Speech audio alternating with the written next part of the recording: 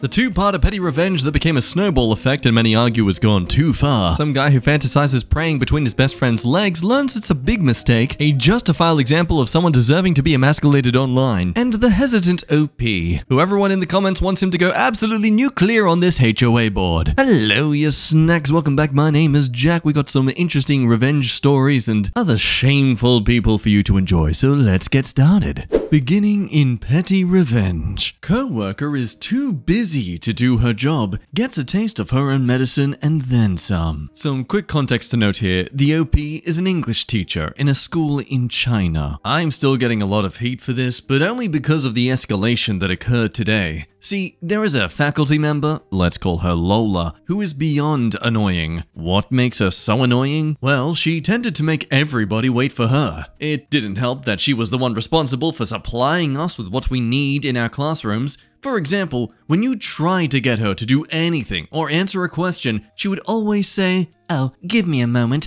I'm so busy," and never get back to us. Sounds like nothing, right? Well, when you approach her again, Lola responds with the same response. Eventually, you would get so fed up with waiting for her that you would just figure out the solution on your own, only for her to complain that you should have waited for her. And when you tell her that we got tired of chasing her, Lola would always counter with, "I'm just so busy, you must be patient with me." So Lola is essentially every single child who's been asked by their parents to do a single chore but they're too busy playing a video game. It's okay, I'm allowed to make that relation. I was that kid. This had been going on for about a few weeks now, but I mostly ignored her. I'm a self-efficient and usually buy my own things. That was until she got involved in our Starbucks run. Every time we planned a Starbucks run, the process was always the same. We posted in the group, everybody put down their order, and our boss collects and pays. But every time, Lola would say, "Wait, I'm so busy," only not to order anything an hour later. She did this a few more times until I announced that I had enough. My colleagues wanted to know what I was going to do,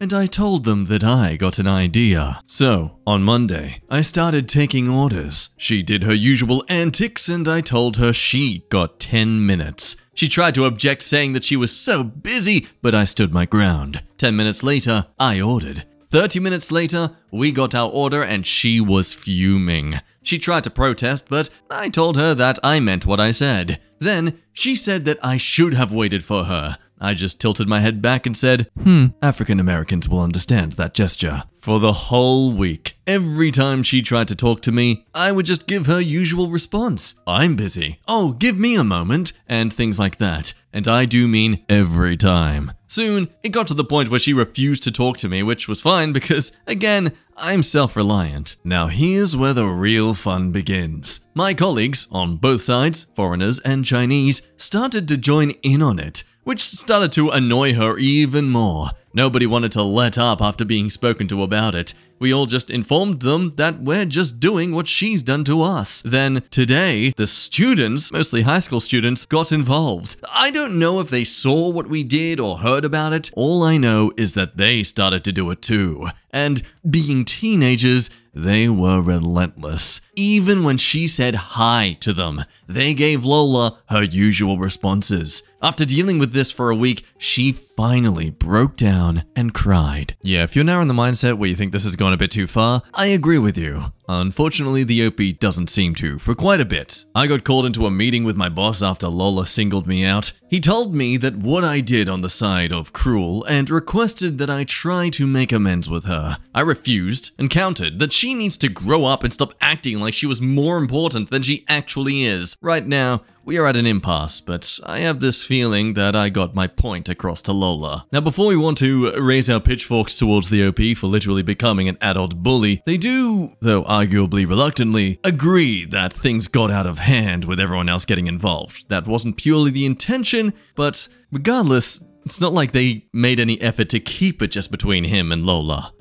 Anyway, in an update a few days later, things become a lot more confrontational as the bosses get involved and we get a conclusion. So, for starters, we all sat down, and Lola started off by demanding that I apologize to her in front of the school for making her cry. Her boss seconded that, and both of them had smiles on their faces. I flat out told them that wasn't going to happen, is I would have to tell everybody why I'm forced to apologize. Lola, you made everybody hate me. Me, I didn't make anybody do anything. What I did was show you what you were doing and how inconvenient it was for everybody. What they did was like the idea and joined in. Lola's boss. You still need to apologize. What you did was petty and cruel. I recited a quote from one of the Redditors who commented on my story. Okay, if I'm being cruel by doing the behavior, do you think it was also cruel when she was doing it? Because I can tell you, it is humiliating to be ignored and told to get over it. Lola and her boss looked at each other with blank faces, and that's when my boss chimed in. This is where I got a little nervous because of our last meeting, but he surprised me with this question. My boss, Lola, do you understand what your job entails? Yes. Was it explained clearly? Yes. Then why am I getting receipts of things our teachers had to buy when it's your job to get it for them? Now, it was my turn to have a blank face. My boss explained that he found it odd that I refused to apologize as, in his words, as childish as OP can be, he does have the sense to admit when he's wrong. Crude, but accurate. So, he decided to do some research. He reached out to both foreign and Chinese teachers that were associated with me and gathered information about Lola's antics. My boss took out a folder that showed conversations that he had had with numerous teachers along with their receipts of what they asked Lola to acquire for them, which she never did. Well, oh, let me guess. I'm so busy. I know, I'm petty. Lola frowns, saying, so is everybody going to be mean to me? I can't help. Lola, what have you done for our teachers? Lola got quiet at that question. However, that didn't stop her from staring daggers at me, nor did it stop me from smiling. Her boss began speaking to my boss in Chinese. Passionately, I might add. After a bit, my boss and Lola's boss looked at me. OP, can you at least apologize for getting the others involved? Oh, I do apologize for that. It was meant to be between Lola and me. No one else was supposed to be involved. Lola gave a triumphant smirk before saying, now we can go back to work. Me, not helping myself, I can get back to work since I actually do my job. Lola's jaw dropped at that comment and looked at my boss. Are all foreigners this rude? Rude? Yeah, I guess so. Facts? Absolutely. I mean, you know you're right about something when their only rebuttal to what you say is essentially a racist comment. I mean...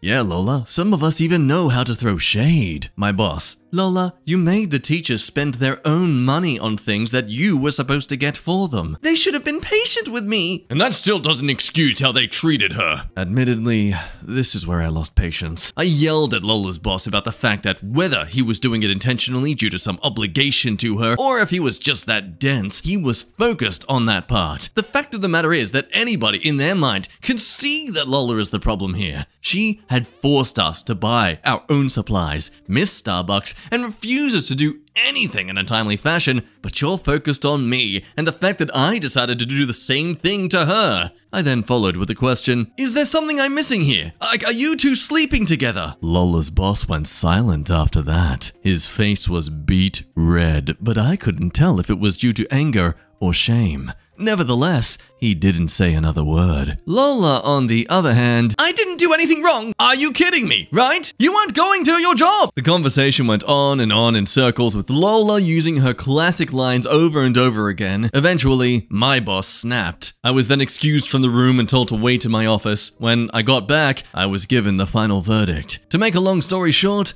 Lola got fired for basically not doing her job and costing the company money. She tried to justify herself, but my boss made it clear that the teachers shouldn't have to use their own money on things that the school should be providing. Then she tried to ask for a second chance, but neither my boss nor her boss thought that she could be trusted. I mean, if it was just me, maybe, but there were multiple counts of her actions that he gathered. Finally, she tried to demand my job, stating that it was the fair thing to do, but my boss countered it with my merit. As crazy as I can be at times, again, a fair point, my students love my class and respect the work that my colleagues put into it, something that Lola's boss had to agree with. So, Lola is out, and I didn't have to defend myself as much as I thought. I did, however, have to talk to the high schoolers about what they did and make them apologize. They really didn't want to, but I did have to remind them that A, it didn't concern them, and B, they are still students that disrespected a teacher, which was wrong. Apparently, my boss is going to be the one handling the orders until they hire Lola's replacement, Everybody is pretty ecstatic about her being gone, but I'm indifferent. As I said in the previous post, I've gotten my own supplies. I just got tired of her antics and was willing to strike back. Just the way I was raised, I guess. Oh well, all's well that ends well, right? Now, how'd that story flow for you? There's some people in the comments that are suspicious of to the merit in regards to just accusing of an affair between co-workers. To even suggest such a thing and having it be slid under the rug like that as if it was just an offhanded comment. Well, apparently that would get anyone in trouble in real life. From an opinion of someone who actually relates to the OP, having taught English in China myself, this story is interesting. It might be useful to note that Lola likely gets half the salary that OP does, and works double the hours. In my time working in China, it was impossible not to see that. Most of the time, foreigners, often men, are treated like kings, and the female administrators wait on them hand and foot. Of course, I don't know about this area of China specifically, which does bring up the idea of understanding the perspective of things here. This is a different country, different cultures, different rules, different social stigmas. I mean, to a degree. Others jump onto this idea because, yeah, while Lola is in the wrong, his way of handling it was terrible. His boss is clearly competent and investigated Lola based on the fallout, so why didn't OP act like an adult and simply report Lola to his boss? To mock her, then accuse her and her boss of an affair with nothing but speculation? Unless we're missing a lot of backstory, that's incredibly inappropriate and frankly sexist. Just because she sucked at her job doesn't mean she was having an affair with her boss. Which I know is a bit of a jump to accuse of sexism just because you made an offhand remark that they might be sleeping a bit, but yeah, do you think OP would make that same comment if Lola was a guy? Probably not, because as we all know, men don't sleep with men. It's impossible. Who would? It's silly, nah. But yeah, seriously, let me know your thoughts down below if you think this guy went a bit too far with things, or if he was just doing what was necessary to get this woman to see how much of a incompetent person she was being. Moving on now from possibly trashy woman to definitely trashy guy in Dear Reddit, today I screwed up. Today I screwed up by living out my gay fantasy. This one's a bit of a doozy, really. My friend who's 18 male and I, 18 male, have been best mates since we were like 6. We used to do everything together and we've always been super close. For this reason, he was the first, and so far only, person that I came out as gay to. When I told him, he was all chill and he was super supportive, and then we stopped talking about it. A few days later, I saw him again, and he started asking me a bunch of questions about it, mostly just curiosity stuff. And eventually, he'd ask me if I'd ever go for him. I said no, because he's my best mate and he's got a girlfriend, who I am also close with, but he kept pressing me for a different answer. Eventually, I said that if I knew a guy like him who I didn't think of as a brother and who was single, that I'd go for it. For the next few months, he teased me relentlessly, and one night he brought it up when we were both super drunk. On that night, I made the mistake of letting him kiss me, and the next morning we had to have a very awkward conversation about why it was wrong and how he has a girlfriend, etc. Not a huge deal, and we agreed to keep it a secret, but I still felt super duper terrible afterwards because I'm very close with his girlfriend. A couple of weeks later, he calls me saying they've broken up. Supposedly, he told her that he's attracted to guys and girls, and she asked for a break, which I thought was weird because she's always been super chill. I invited him over to have some drinks with me and just to chat to try and feel better. Before long, we were super drunk again, and he opens up to me about how he's always had feelings for me deep down and he's just been trying to ignore them. The sad reality is that this is pretty much the truth for me as well. I've had feelings for him a long time too. One thing leads to another and he started to kiss me again. At first I protested, saying that he just broke up and he doesn't know what he's doing. He pretty much just said he knows what he's doing and tells me to relax. I'm drunk enough to let that happen, and the next thing you know, I'm down on my knees living out my longest running fantasy. Aww. He's praying! Oh look, his friend's even helping him keep his head down to pray harder. Yay! He spent the night, we got up to quite a bit of mischief, and the next morning he left for work. I didn't hear much from him that night, but the very next night he texted me saying that he and his girlfriend were back together and that what we did was a mistake. I reached out to her just to find out how things had been between them recently, and she said they've been fine and asked me what was wrong. So now I have no idea if they even ever fought. I'm tossing up whether I should tell her what happened. I really want to because I like her and respect her, but I'm extremely mad about the whole situation. But I'm also deep in the closet with a fairly conservative family in a very conservative area. As you can see, I've put myself in a very tricky position. Yep, praying will do that to you. Always so bad for the knees. Straight to a comment, this is a friend who did this? Cheated on his girlfriend with his lifelong best friend and lied to you both at the same time? Seriously, with friends like that, who needs enemies? Anemas. Oh right, of course. My mistake. Now with my personal experience being around this age and being around people around this age, I'm honestly not surprised that someone has explored their curiosity. Nonetheless though, I would never agree with doing this at the expense of other people's trust and, well, boundaries. One comment here gives a great step process to approaching this maturely, but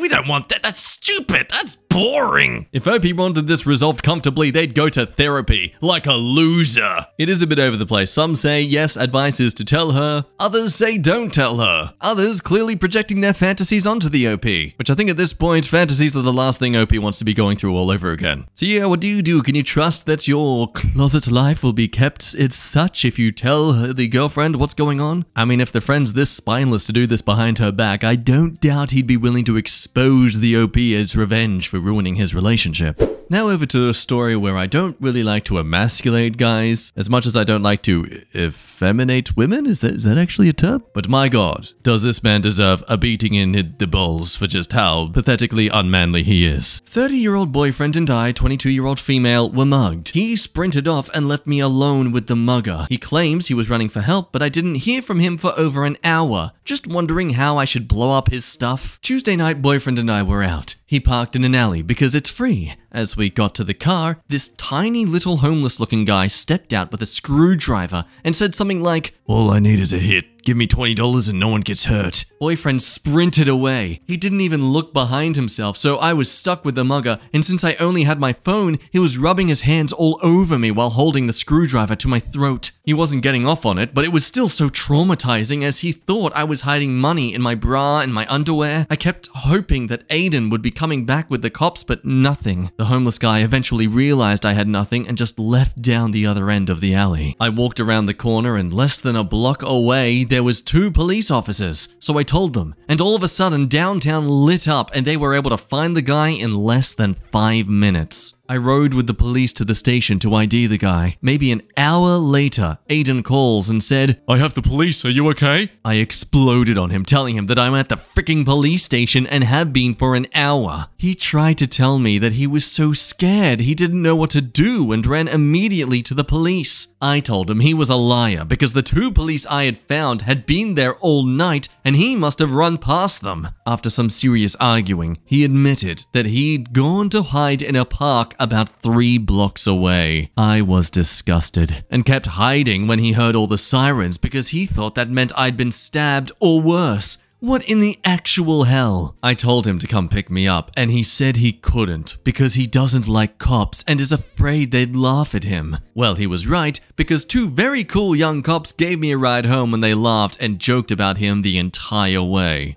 See? He was right. Therefore, he's justified. See? That makes him redeemable. Yesterday, he finally called around noon, and I told him, don't bother, we've broken up. He then spent the next 8 hours texting me a combination of calling me names, begging me to come back to him, and explaining that what he'd done had been the smartest thing for both of us. He said, had he not run, his natural rage would have taken over and he would have killed the guy. Sure. Tell me you listen to masculinity podcasts without telling me. My question is, how scorched earth do I go in this breakup? Let him have some dignity, or do I blow up his things? After a few edits being amazed at the huge responses and the page of this story just blowing up, they decide to make an update a few days later. So the original vent was Thursday, and I think I was still a little wound up and trying to find the humor in the situation. Friday, it really settled in that I was assaulted with a screwdriver held to my throat. I know that wasn't the mugger's intent, but the outcome was the same. I've spent the last 2 days in my room just trying to figure out who I talked to. I haven't told anyone and even tried to go out last night, but was too afraid to walk to my car late, so I left really early, then walked with my keys between my fingers between my car and apartment and haven't really left. Would love any advice on how to get on with getting past this. As for Aiden, he's left me about a dozen angry emails and voice messages blaming me for parking where he did, not running away like he did, then exposing him to the police. He's an incredible piece of work, but since I don't want to talk about any of it, I haven't blown his stuff up as I asked in the original. Not sure what I'm going to do. I've blocked him in every way I know, but just now he created a fake Gmail to berate me again. I think everyone was right that he has some sort of police past, along with being an incredible coward, and he thinks I'm going to let them know where to find him. I talked with the ADA sometime this week, as well as victim advocate, and seeing as how this will truly blow his stuff up, maybe I'll slip his name along. So that's where we all are. Thanks for reading and keeping up with my drama. Yeah, that's the thing, highlighting this last paragraph, and let's even just ignore the way he's reacted after this, being an absolute scumbag and harassing her for this traumatic experience she had. Okay, sure, you panicked, you got scared, you freaked out. But to do that for over an hour and to run for 3 entire blocks? Like, the only course of action you are allowed to do here is to admit how much of a screw up you were in this situation. Like, she is very valid to shame you. This is one of those moments where shaming is very valid. No, I don't think you are owed to, like, jump in front of a bullet for her sort of thing, but still, you... Instead of growing some humility, you just try to double down and resort to attacking her, because clearly, when it comes to harassing a woman and attacking them, you're the alpha at that. But when it comes to a tiny little homeless man with a screwdriver, ooh, no. Opie's boyfriend isn't ready for the final boss battle just yet. And now to end things with another screw up. Today I screwed up by fooling around with a neighbor who's on the HOA board. I know this is a first world problem. It still sucks. I had fooled around with a neighbor who happens to sit on the board of our building's HOA. It hadn't been an issue until recently when I declined to fool around with him. I learned that he had been dating some girl, and as far as I can tell, she does not know that he has an ex-friend with benefits in the building. Feeling uncomfortable about the FWUB arrangement, I told him very politely that my reasons were for saying no to a request for a quick beach. I had to remind him very calmly and rationally that he cannot grandfather in casual intimacy when he is in a relationship with someone else. Life does not work that way. Well, I think he's angry. I can't prove it without a lot of expensive legal fees that I don't think is worth the squeeze. In short, he sits on the HOA board, and I am pretty certain that he is an influential voice on the Architectural Improvement Committee. This is the committee that residents have to submit unit alteration applications to for approval. Yes, even for something like wall mounting TVs or putting a planter on the balcony. Seriously? Wow, I am more and more every day understanding why a lot of people want to defund the HOA. One of the items that needs pre-approval is outdoor furniture. I imagined it was pretty pro-formal. Fill out the application, make sure it is heavy enough that it won't fly off the balcony and hurt someone on the street, and bam! Approved. When I saw this set that I liked for an outdoor refresh, I placed the order because I thought it would be approved without problems. It was a limited sale and a very good deal. Then I got the rejection on Friday. To make matters worse, the furniture had already been delivered because it took the HOA forever to review the application. The reason the committee provided was that the color of the sunbrella cushions was not consistent with the aesthetic of the common spaces. I immediately replied with a question. Why did Unit X get approved for their teal cushions and mine got denied? Their reply was that it was an oversight. Moving forward, they would not allow unapproved colors anymore. I just know it was him. I can't prove it without getting an attorney or alleging inconsistent application of HOA rules, depose them and find out. But again, the juice is not worth the squeeze. I can get new cushions that are neutral, but I can't return my fun cushions, and I'm out several $100s because of it. This sucks so much. Reading the best response I've seen to this, if you want to resolve your HOA approval issue quickly, send an email to the official email account asking if your recent refusal of approval was related to you refusing to give a BJ to a sitting member of the HOA board, and CC your local attorney. Ooh, this is Sparta! Yeah, quick way to have your rent raised by 3 times on your next lease renewal. True, but hey, at least you got to tarnish someone's reputation as a result. Overall, typical to Reddit comments, everyone doesn't want this OP to be hesitant about extorting this guy. No. Just go straight nuclear. Yeah! Anyway, that's where we'll end today's stories. Thank you as always for watching, and to those who post the stories online for us to read. Love your faces, make sure you're hydrated, and I'll see you next time. Bye-bye.